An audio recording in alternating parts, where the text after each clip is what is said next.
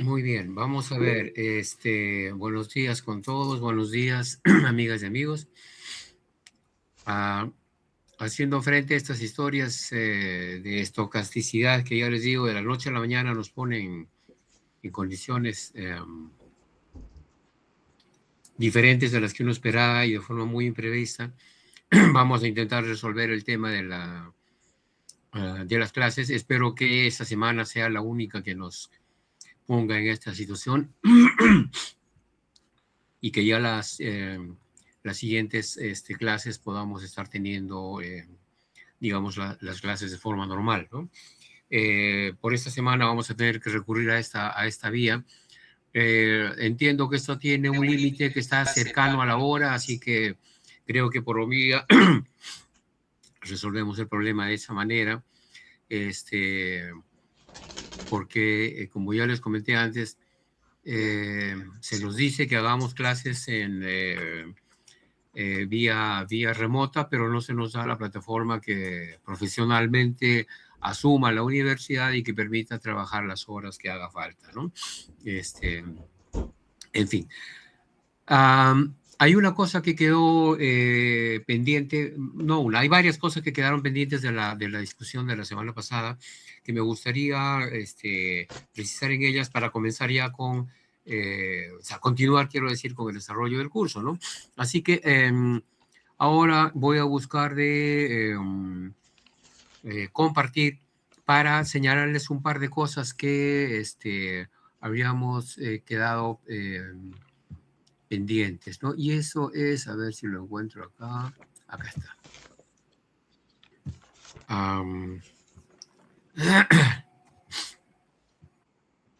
Ok. Tenemos acá entonces esto que es la tabla número 2.1 de este texto que hemos discutido antes, ¿no? No se hizo referencia explícita a este cuadro, aunque en algún momento les dije que sería bueno comentarlo. No más que me parece interesante porque a partir de las características, esas 6 características básicas que definen a un sistema complejo adaptativo, ¿no? Lo interesante es que acá se nos van dando, como se dice, implicaciones conceptuales de lo que sería esta perspectiva de complejidad, ¿no? Y luego guías prácticas o metodológicas, si quieren ustedes, ¿no? Entonces, esto que sirva también para poner de relieve algo que es crítico.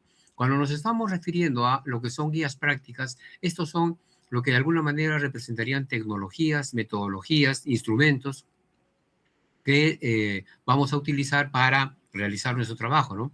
Pero fíjense que estas metodologías, estos instrumentos, estas herramientas, ¿no? Solo están justificadas porque hay un conjunto de implicaciones conceptuales, ¿no? O bases conceptuales que le dan sentido.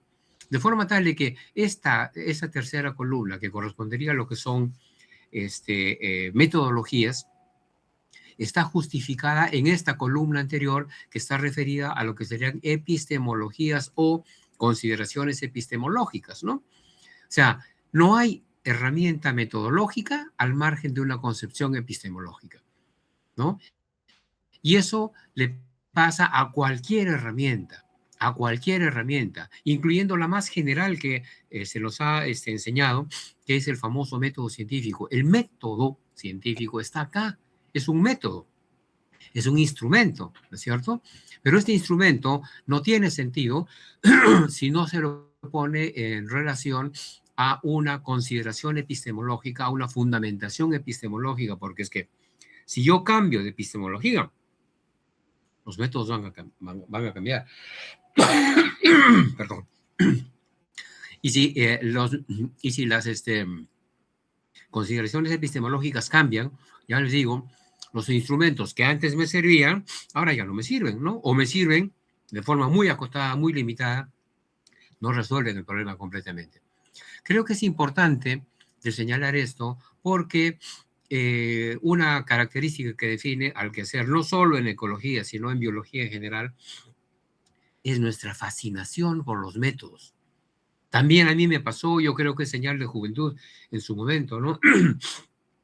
el pretender que uno sabe más de un apartado del conocimiento a partir de que conoce más métodos para, ¿no es cierto? Y esos métodos podrían ser igual métodos para obtener información, como por ejemplo esto que se ha puesto de moda, las cámaras para captar, para capturar animales, ¿no?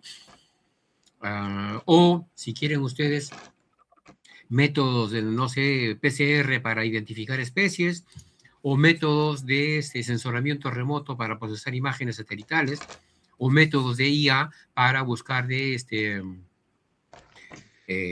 enseñarle a la máquina cuáles son las tendencias que un paisaje ha tenido, y a partir de eso intentar proyectar desarrollos futuros, ¿no? Todas esas son herramientas. Bueno, los métodos estadísticos también entran allí, ¿no?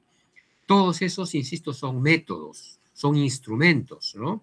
Y si bien es cierto, tenemos que conocer varios de esos instrumentos y probablemente hacerlos buenos en algún instrumento de estos, ¿no? Lo que creo que es interesante es que tengamos presente, perdón, que esto se justifica, se sustenta en la existencia de una epistemología que le da sentido. Yo cambio la epistemología y el método cambia, como lo vamos a ir señalando en algún momento. ¿Ok?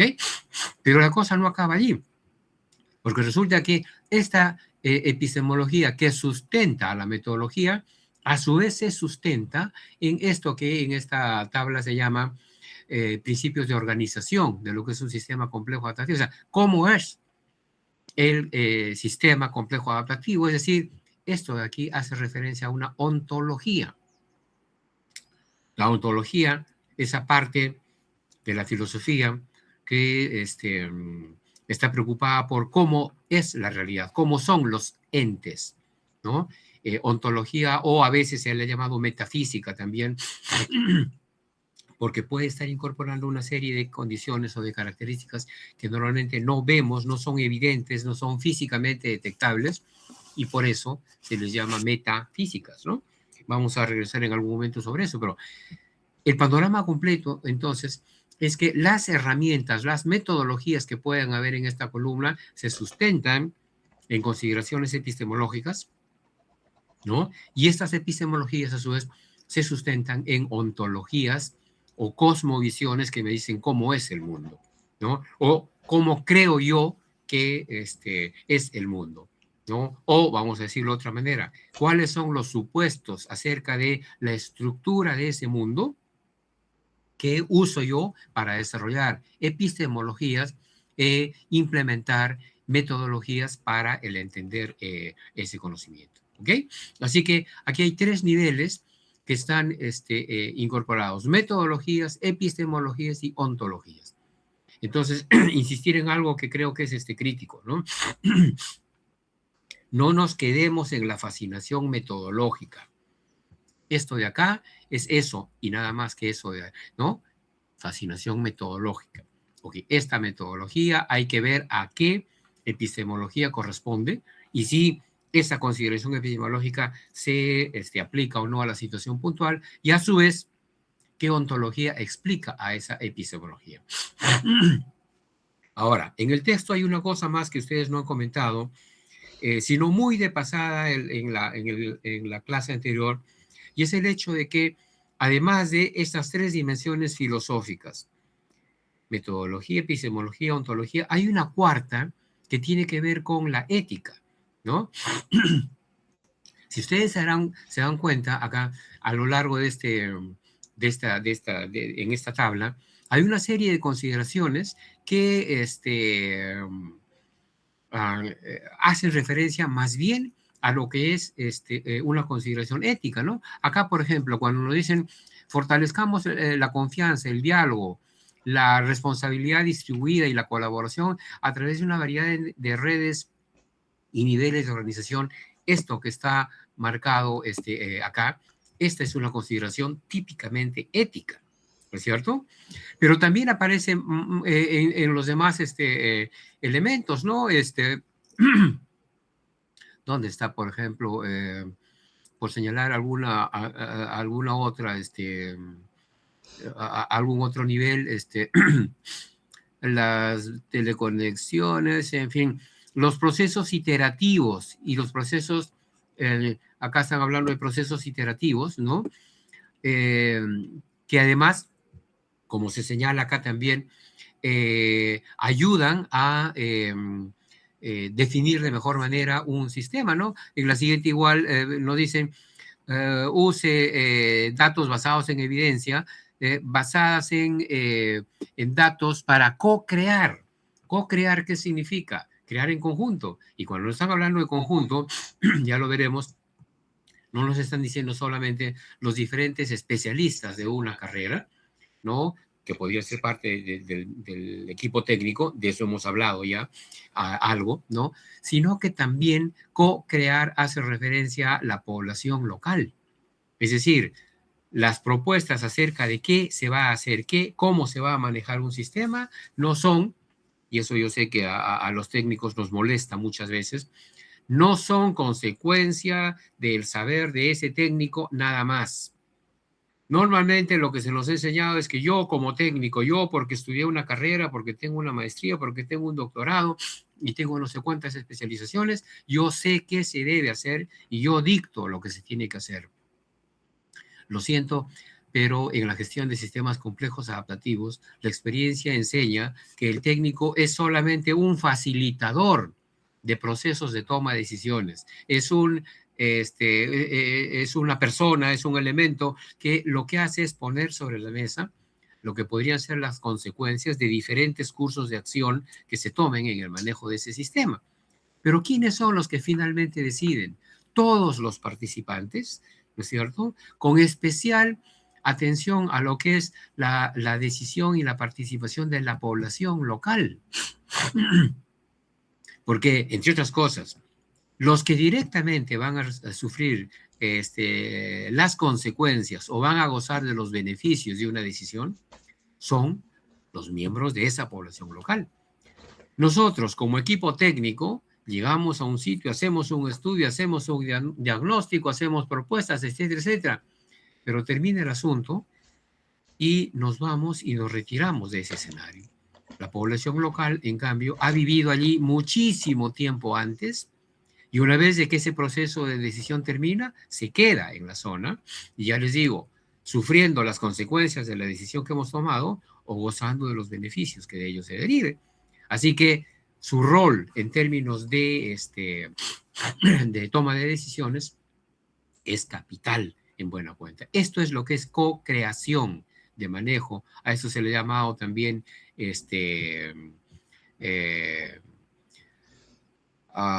co-manejo, co-gestión de recursos, en fin, ¿no? Ese creo que es un tema que es capital a tener en cuenta. Es decir, además de esas tres dimensiones, metodológica, epistemológica y ontológica, hay otra dimensión que es ética, que atraviesa todo el texto de nuestro quehacer, que atraviesa todo el desarrollo de este sistema.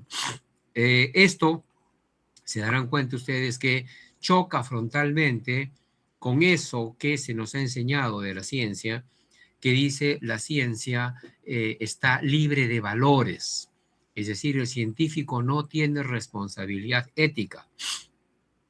Creo que es un error dramático, ¿no? Eso se corresponde con una visión puramente mecanicista de la naturaleza y que tal vez a cierta epistemología le ha dado posibilidades, ¿no? Pero creo que hay que reconocer una cosa que es central. El científico antes que científico o la científica antes que científica es una persona. Y como persona, entre los atributos que definen su carácter de persona está su responsabilidad ética.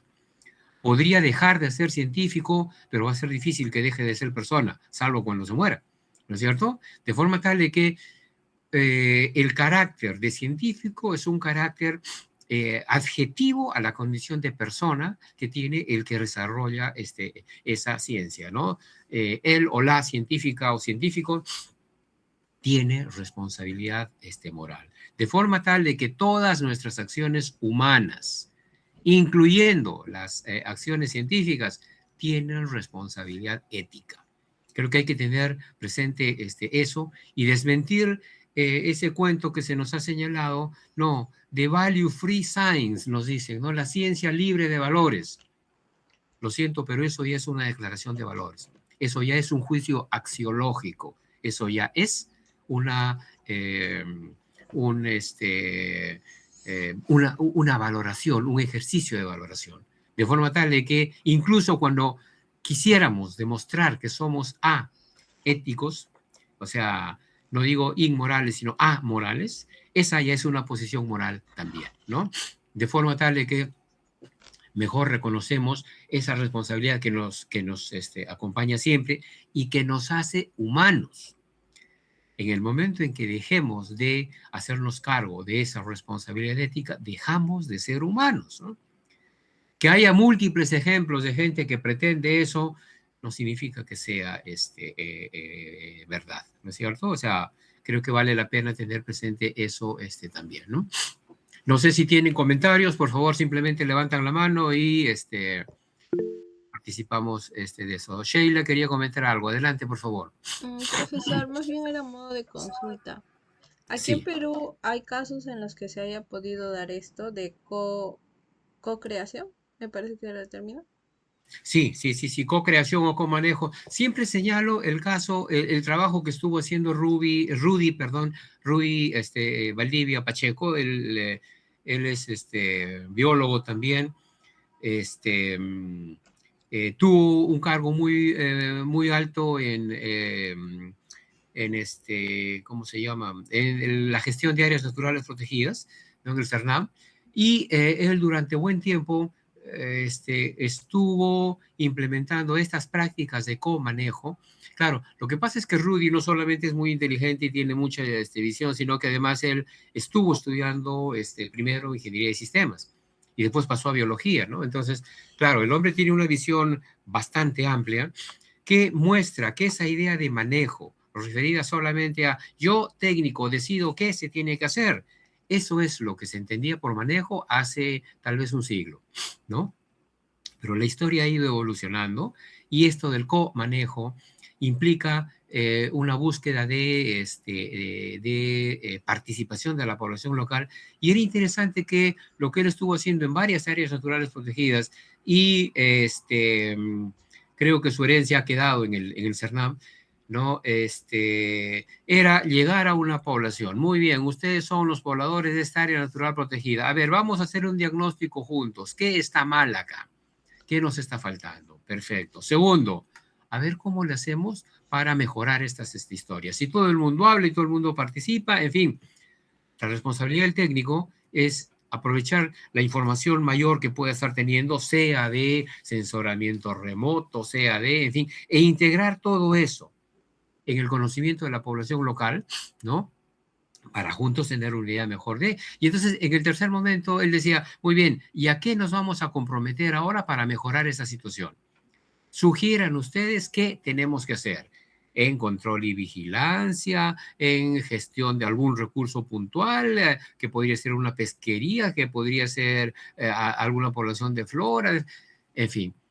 Al final, la idea básica era estar haciendo planes maestros, pero ya no basados en la normativa nada más que dice CERNAM, ¿no? Sino en que eso se casaba también con las expectativas de la población local, ¿no?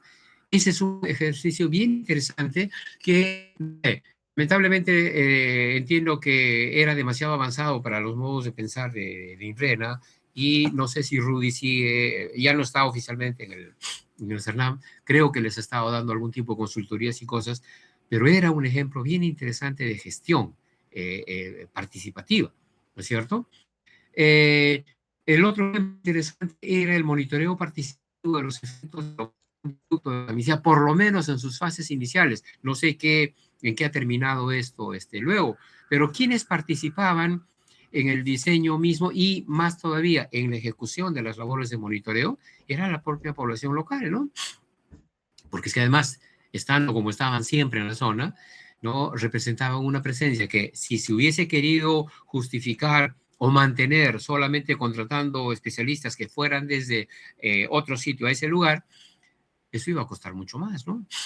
Así que Ese es un tipo interesante, perdón, de co-manejo en buena cuenta, ¿no? Ahora, todo esto funciona en términos de estas experiencias que hemos manejado puntualmente, ¿no? Pero desde el ámbito, por ejemplo, de la antropología, el trabajo que hizo la doctora Hilda Araujo con las comunidades de Tupicocha, aquí en la cuenca del Rímac, perdón, es que he tenido una gripe de estas que la garganta me la ha dejado, Oh, tranquilo. en fin, ya pasará. El trabajo que hizo Hilda Araujo en Tupicocha es bien interesante porque muestra una participación de todos los actores sociales en una historia que va más allá incluso de lo que puede ser el solo co-manejo. El trabajo de Hilda Araujo mostraba que ya había un conocimiento de elementos de cibernética, cómo funciona un sistema complejo en una comunidad que había aprendido eso a lo largo de su desarrollo temporal de muy larga data, ¿no? Entonces ella hablaba de que habían bases de lo que ella llamaba sociocibernética manejando ese sistema. Y allí cada uno tenía su responsabilidad y cada uno tenía su propia participación, ¿no? Una más. La clase pasada hablamos del ejemplo de los ecosistemas frágiles, llamados frágiles, ¿no? Y que para determinar sus características se había hecho una consultoría en donde se cogieron 5 ecosistemas frágiles a lo largo del Perú, ¿no? Que habían desarrollado y habían conseguido vivir en condiciones supuestamente de fragilidad, pero ya tenían alrededor de 40 años funcionando cada uno de ellos, ¿no? Eran ejemplos interesantes de una serie de prácticas entre las cuales, ¿no? Esta participación de todos los elementos para poder hacer que la cosa funcione, ¿no? Lo que es más difícil, insisto, es el que los técnicos aprendamos a decir, no, pues somos un elemento más de todo un conjunto, una constelación, ¿no? Cuando en gestión de recursos se nos habla de los stakeholders, es decir, de los actores sociales, reconocer que nosotros como técnicos solo somos un tipo particular de actor social, pero no somos el único actor social. No tenemos un rol determinante, sino facilitador de, ¿no? Vamos a ver cómo ya Walker lo puso de manifiesto en una lectura que vamos a comentar porque es fundamental, de hace 24 años, ¿no? Pero lo deja muy claro allí y fundamenta esto que les estoy comentando. ¿Ok? ¿Alguna pregunta más? Bueno, creo que... entonces, para ir terminando con esto, fíjense que de aquí vamos a estar sacando de estas herramientas prácticas y de estas consideraciones una perspectiva interesante. Esto de lo que son la columna que correspondería a la ontología nos va a llevar a pensar acerca de la realidad en que vivimos de otra manera. Cuando se nos dice que la realidad está constituida relacionalmente, esto nos remite a algo que comentamos antes, que era la diferencia entre causas materiales y causas formales o relacionales. Aquí es equivalente a eso, Eli. Cuando yo creo que en el mundo lo más importante son las causas materiales, cuando llegue aquí a la columna de implicancias técnicas, metodológicas, herramientas, voy a tener que hablar de que mi herramienta es, en evaluación biológica, por ejemplo, una lista de especies. Eso es lo que me importa porque identificar cuáles son los elementos, es decir, yo estoy con una visión del mundo en donde lo importante son las causas materiales, qué especies están presentes. Pero si parto de considerar de que está constituida relacionalmente, diré, tal vez es importante tener una lista de especies aquí en la columna de metodologías, pero eso no satisface ni de lejos lo que es la definición de este sistema. Tengo que ver relaciones. Y cuando hable de relaciones, voy a tener que estar preguntándome por redes, por ejemplo, estructuras de redes y conectividades, ¿no? Y entonces, acá va a ser interesante que vamos a implementar una herramienta que se llama el ARDI, Actores, Recursos, Dinámicas e Interacciones, perdón, que describe este sistema en términos de esas conexiones también. Ya no se queda solamente en las causas materiales, sino que lo más importante es intentar ver esas relaciones en concreto. De acá nos van a salir herramientas que complementen las visiones de lo que estamos haciendo ahora y que sean coherentes con esta visión relacional de la naturaleza.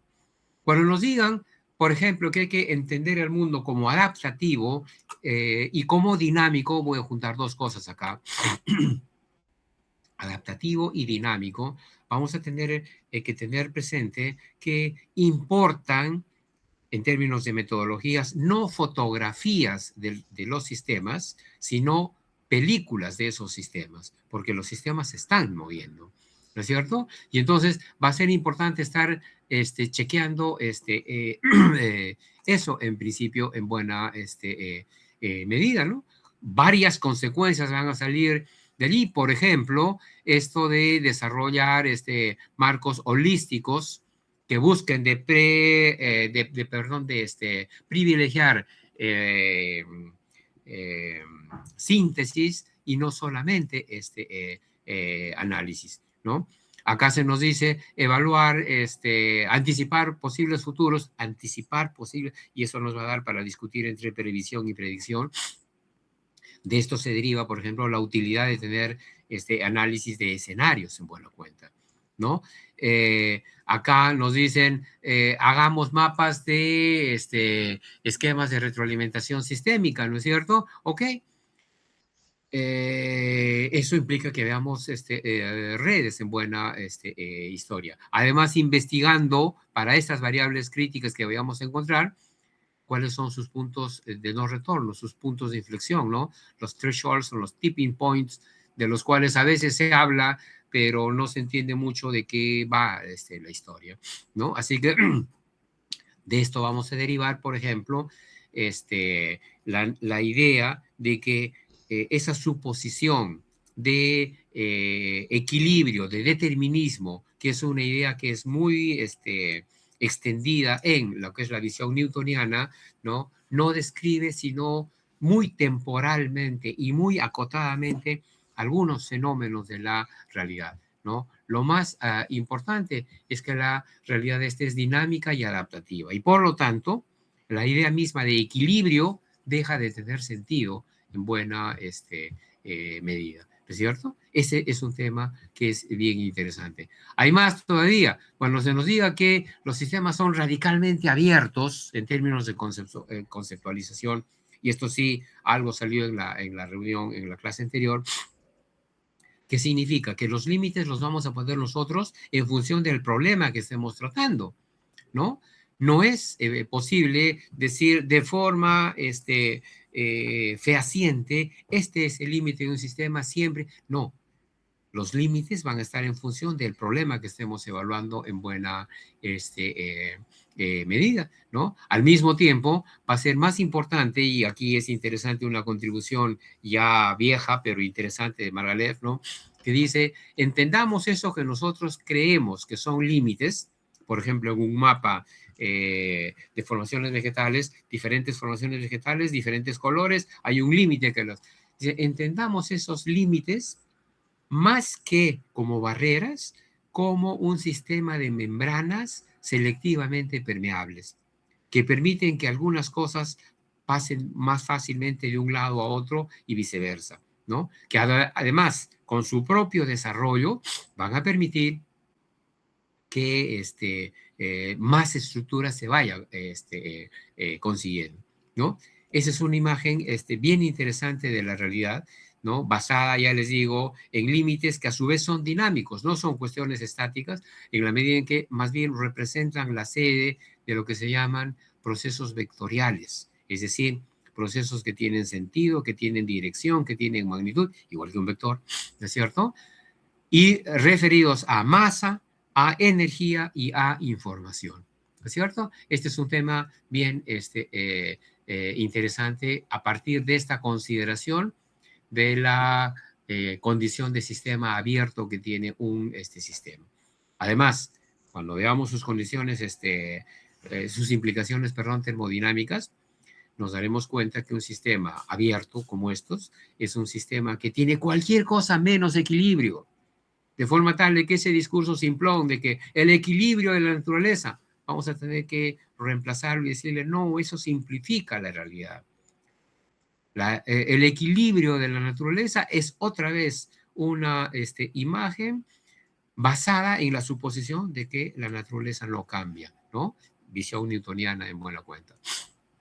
Una más, cuando estemos hablando de los procesos contextuales, hay que reconocer que los contextos importan y que si un mismo proceso lo pongo en un contexto diferente, el patrón que va a salir va a ser diferente, ¿no es cierto?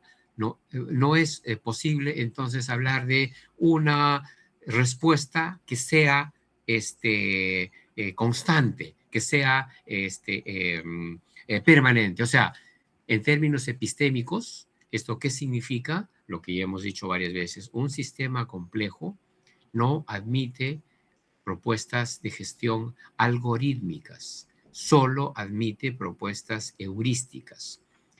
Las propuestas algorítmicas son estas que se pretenden establecer como única salida para este tipo de problema, ¿no? La típica definición de respuesta a problema para este problema típicamente definido. La naturaleza no funciona así.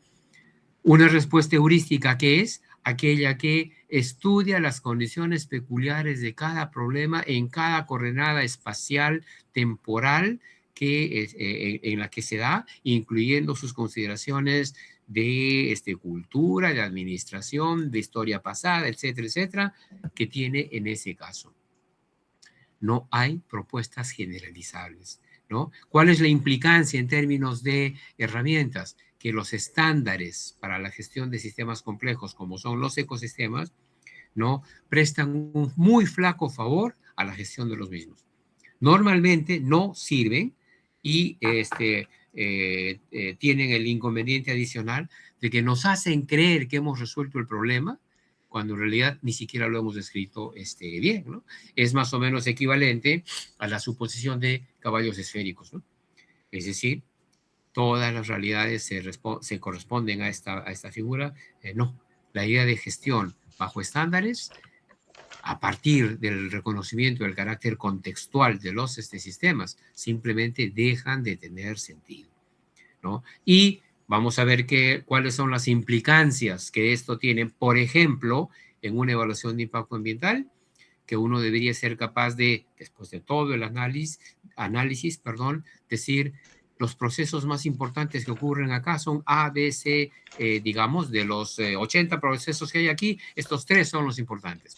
Sus variables claves son para A, tal variable, para B, para C, muy bien. Y los valores críticos, esos umbrales o tipping points para la variable A, son tales. Aquí esta variable no debería pasar de tal valor, lo mismo para la variable clave para el proceso B, para el proceso C.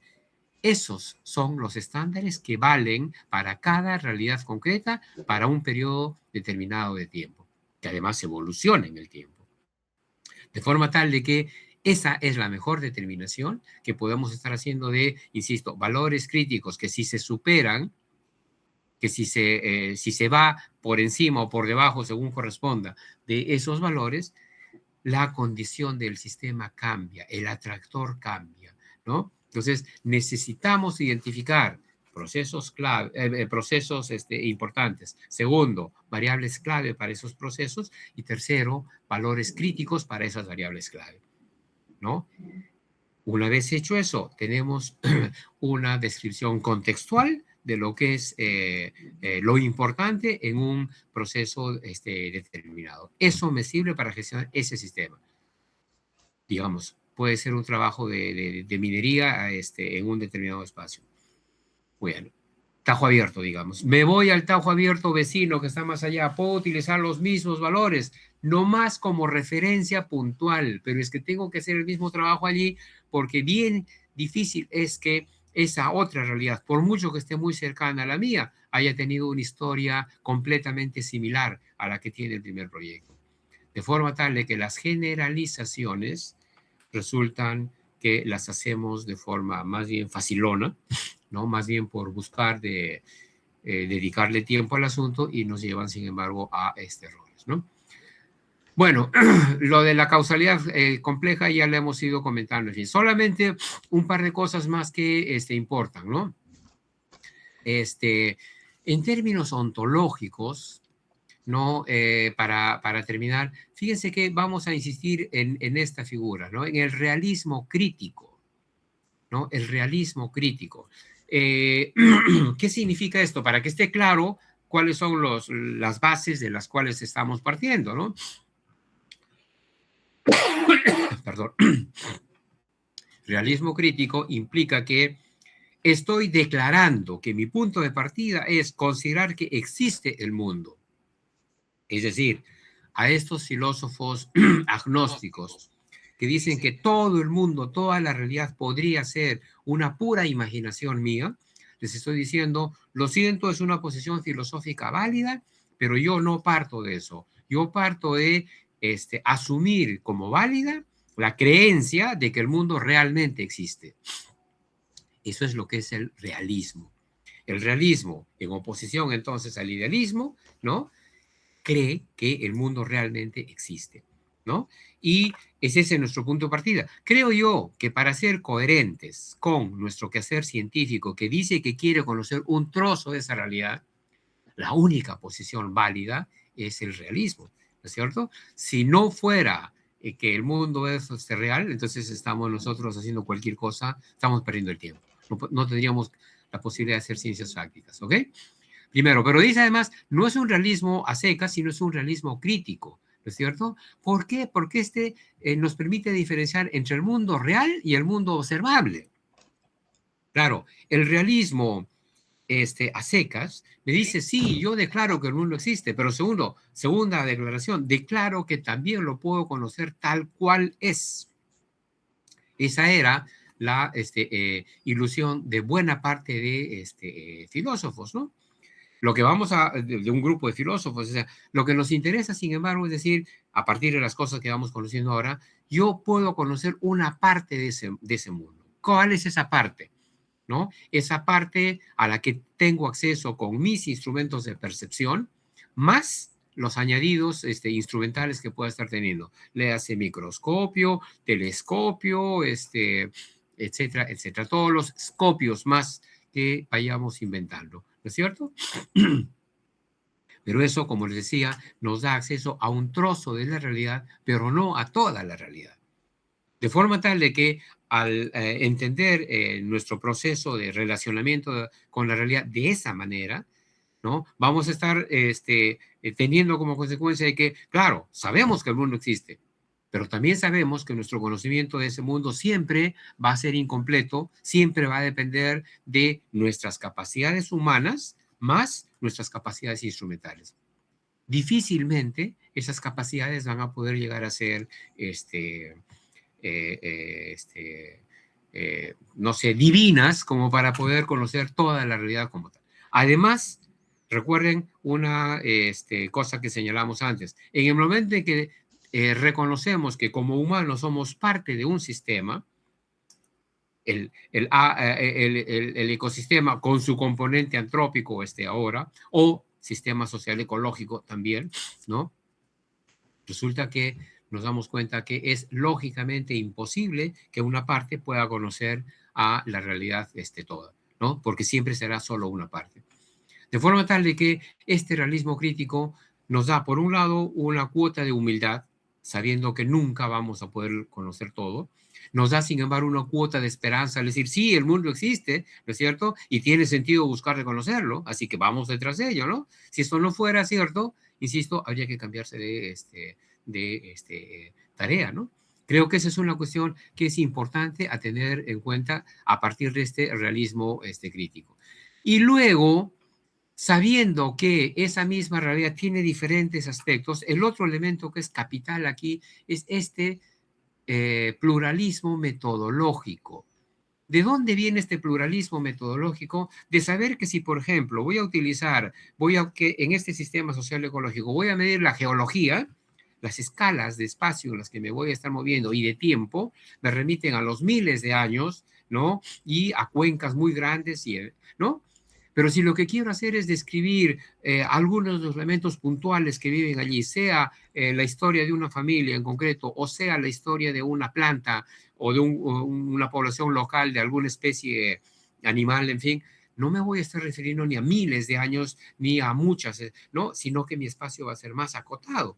Es decir, tengo que tener este pluralismo metodológico como para pasar de escala geológica a escala, de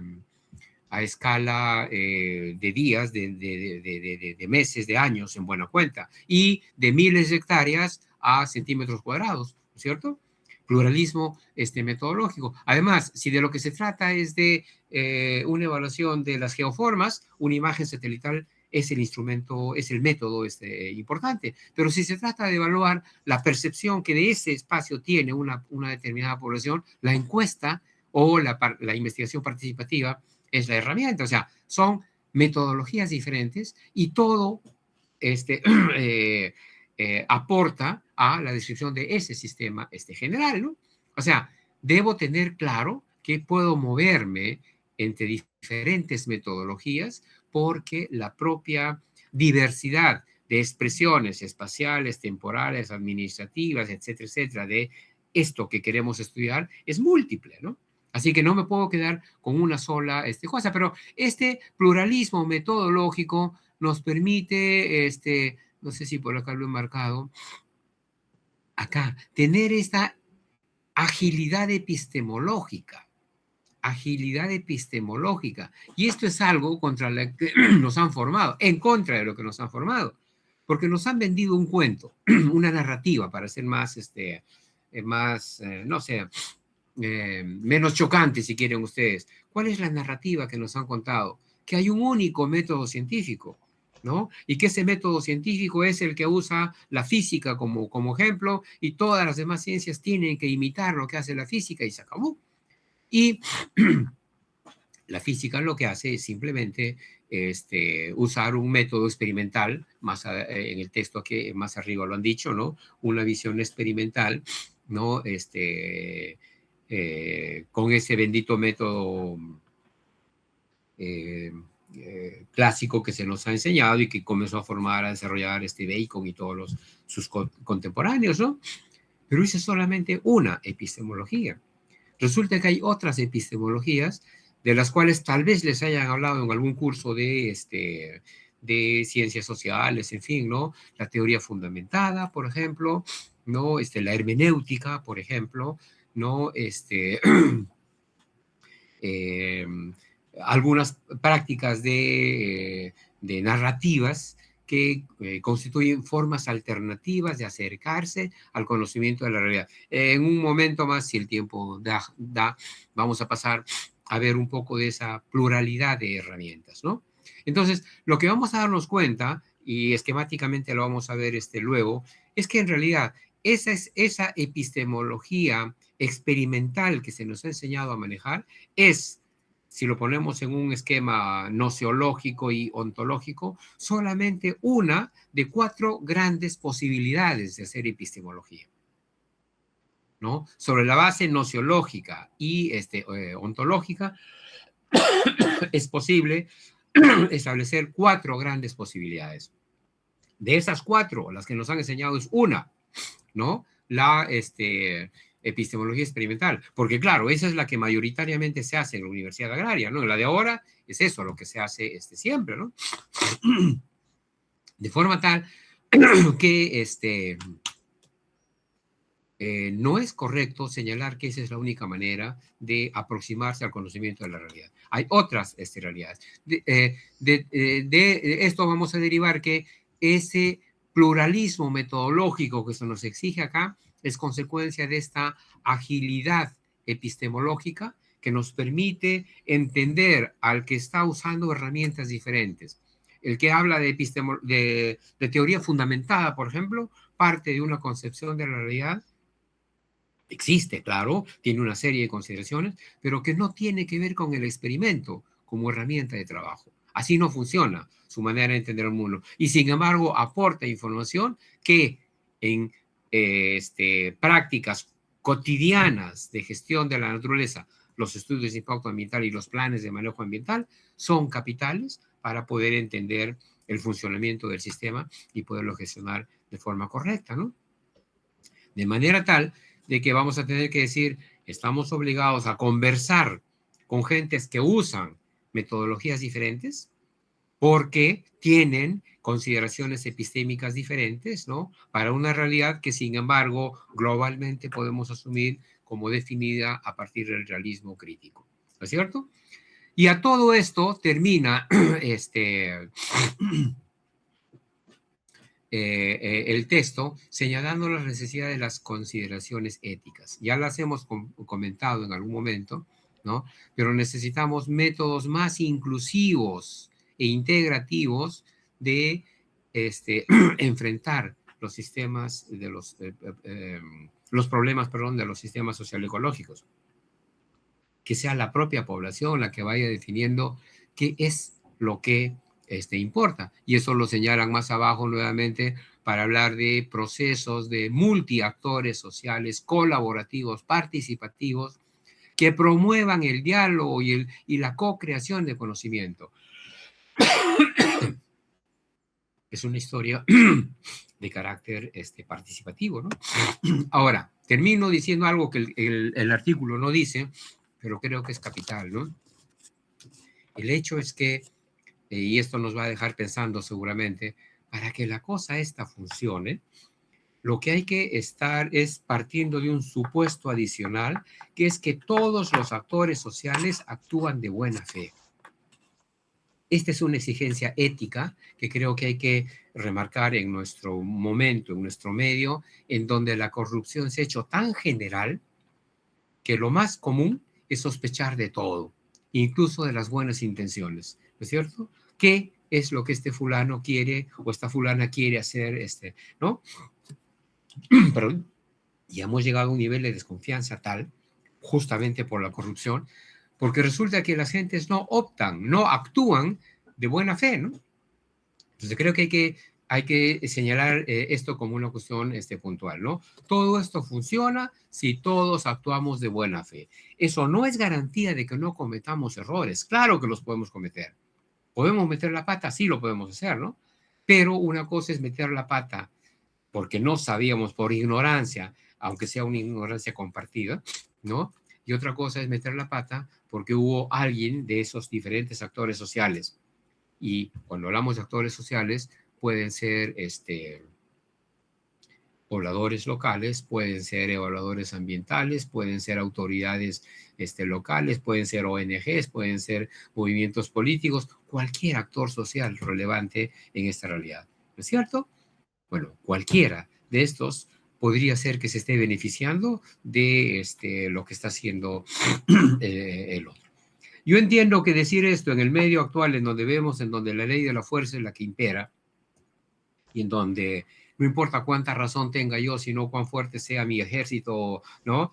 Resulta difícil, ¿no? De entender o de asumir, ¿no? Pero creo que justamente contra eso es contra lo que hay que ir en buena medida, ¿no es cierto? Yo creo que, claro, ahí suele salir la desesperanza de, pero somos los menos, somos... Se puede, sin embargo. Y se puede, para que no crean que es una ilusión vana, acuérdense que los procesos de sistemas complejos son procesos no lineales. En un proceso no lineal podemos esperar que se presenten resultados del tipo el efecto mariposa, ¿no? En donde semillas pequeñas se amplifican un montón dadas ciertas condiciones, ¿no? Creo que eso es lo que es interesante de tener presente y lo que nos alienta a decir, sí, podemos hacer una gestión mejor. No importa que todo el mundo esté en contra, no importa, sí tenemos la posibilidad de, hay que ir haciéndolo. Otros van a aprender con lo que podamos ir haciendo, nos sumaremos a todas esas experiencias y yo creo que sí es posible construir una manera más eficiente de gestionar estos sistemas de los cuales nosotros somos parte también, ¿no? Así que en eso nos va la vida mismo. Comentarios, opiniones, sugerencias, dudas, etcétera.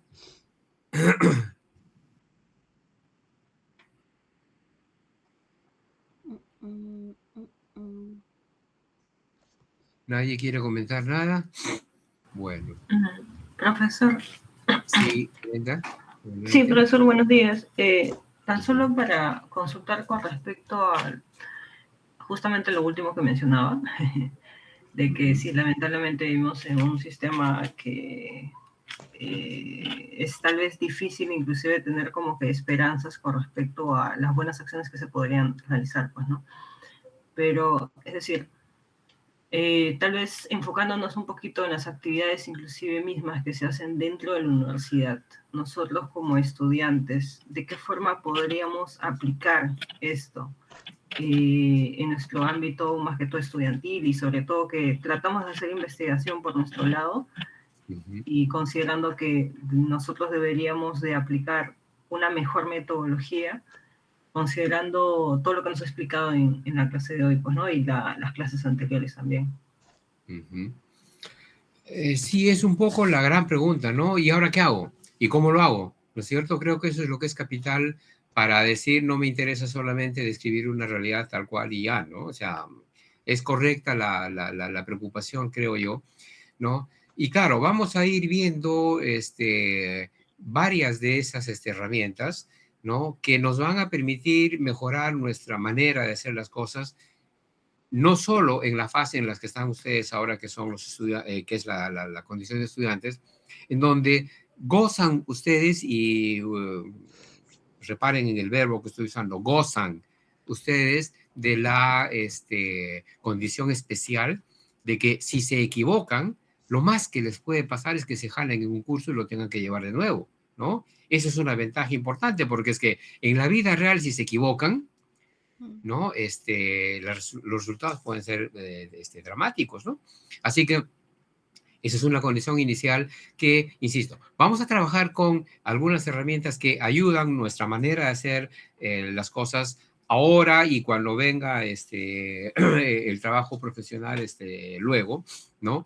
Aunque a veces lo que no les gusta es que nos descentramos de lo que es solamente biología en el sentido más clásico que hemos estado teniendo hasta ahora, ¿no? Yo siento que lo que cautiva a la mayoría de los estudiantes de biología es hacer la ecología a nivel de individuo, una autoecología o a nivel de una ecofisiología tal vez de un grupo particular de planta o de animal, ¿no?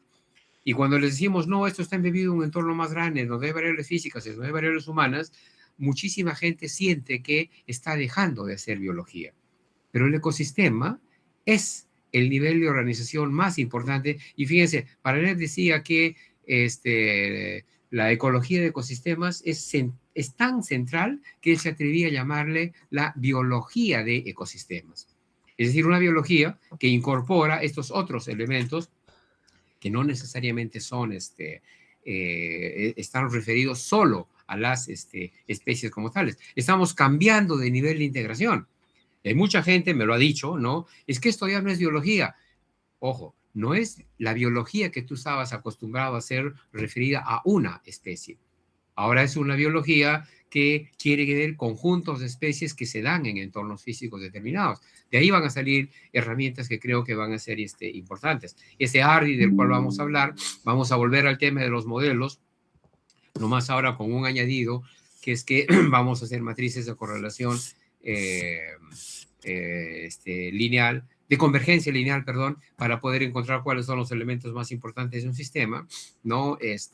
Vamos a identificar atractores diferentes para un sistema basándonos a veces en variables biológicas, pero a veces en variables físicas, en variables sociales, que nos ayudan a entender perdón, la dinámica de ese sistema, su trayectoria, ¿no? Así que creo que vamos a tener herramientas que implementar, pero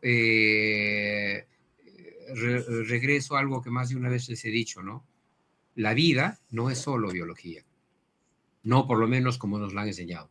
La vida es mucho más grande que solo biología. Esa biologización que pretende que todos son solamente especies, creo que tiene que ser superada para entender que hay realidades que las incluyen, que las trascienden, ¿no? Y que son sobre las que realmente funcionan. En fin, seguramente también vamos a tener que conversar un poco sobre temas que son clásicos como los de la diversidad biológica, que en general nos resultan útiles también, ¿no? Pero más o menos de esa manera es que vamos a trabajar. Bueno, ok. Bien, veo que ya vamos a llegar a las 11, llegamos a las 11 y no nos han cortado esto. Hay que agradecer a este Google que está funcionando, a este Meet que está funcionando bien. El día jueves pocos minutos antes de las 8 igual les mando un link y trabajaremos hasta la hora que nos dejen para seguir con este desarrollo. Las transparencias que vayamos a usar, entiendo que están en la plataforma, chequen por si acaso. Vamos a hablar de la primera que tiene que ver con el ecosistema. Hay algunas cosas que ya hemos dicho, hay que reforzar otras, pero en fin, vamos en esa línea. Ok, gracias por su atención, amigas y amigos. Nos vemos el día jueves a las 8 de la mañana. Hasta la vista y hasta luego. Esperando verlos presencialmente la siguiente semana. Hasta luego, profesor. Gracias, profesor. Hasta luego, profesor. Hasta luego. Hasta luego. Profesor.